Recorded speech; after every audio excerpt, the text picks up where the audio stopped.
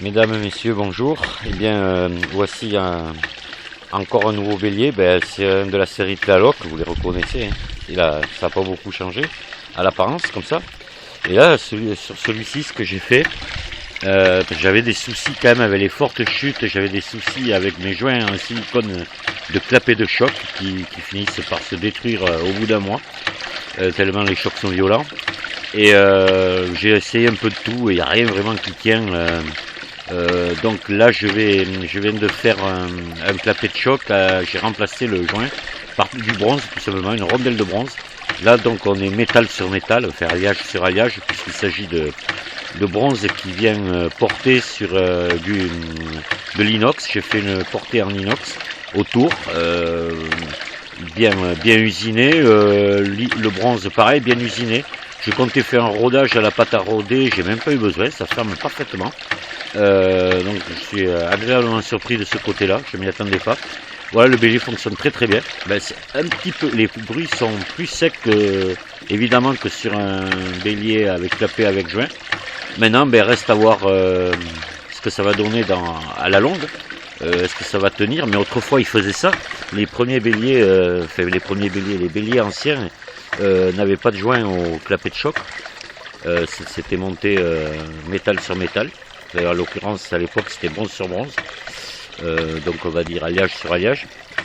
Là, j'ai fait à peu près la même chose, sauf que moi, j'ai mis un siège en inox et tout. Bon, voilà.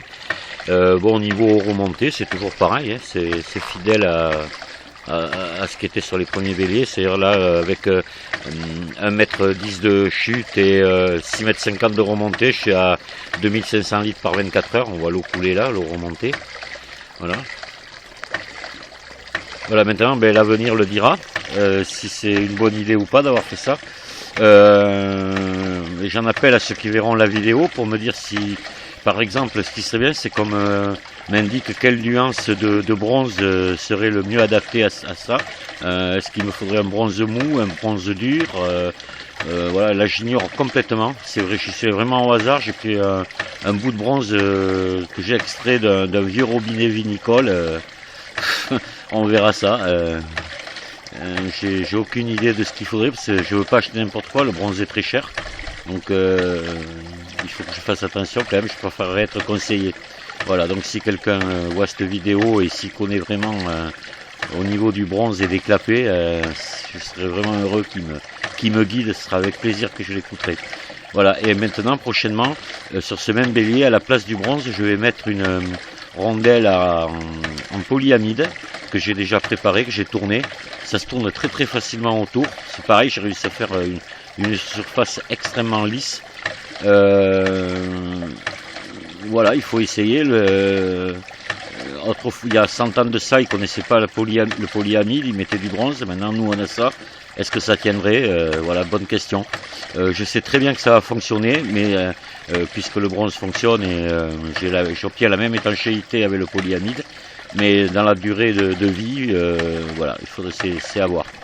Je préférerais mettre du polyamide parce que déjà c'est moins cher, c'est plus facile à travailler, voilà.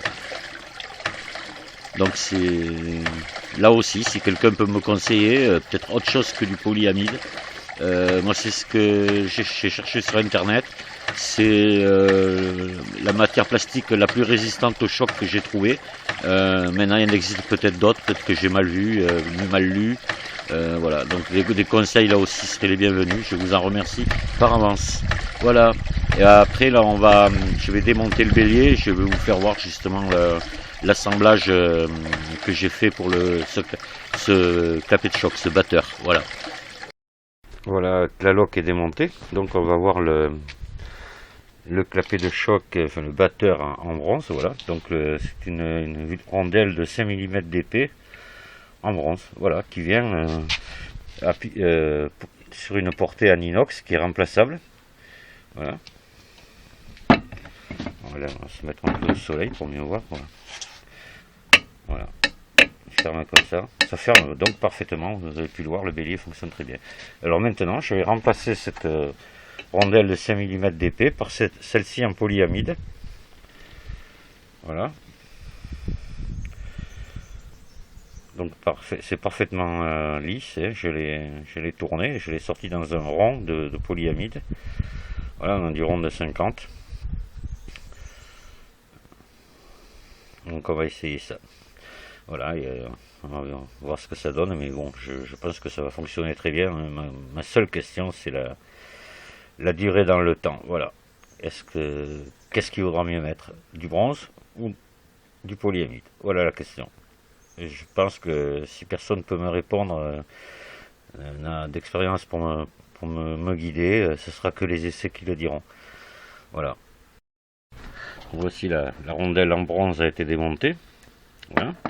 Et là maintenant j'ai monté sur le batteur. C'est le batteur, hein, comme il se présente. Cette tige là est faite pour mettre des poids supplémentaires.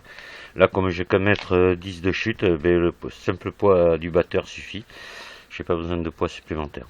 Voilà, maintenant la rondelle polyamide est posée. Je vais la remonter à l'intérieur du bélier. Et on va faire les essais. Allez, à tout à l'heure. Bon ben voilà avec la paix polyamide. Alors pas de changement au niveau fonctionnement, on remonte toujours autant d'eau, c'est la même chose. Je n'ai pas touché au réglage, de toute façon j'ai laissé comme il était. Voilà, la différence, il y a beaucoup moins de bruit. Les claquements sont moins secs.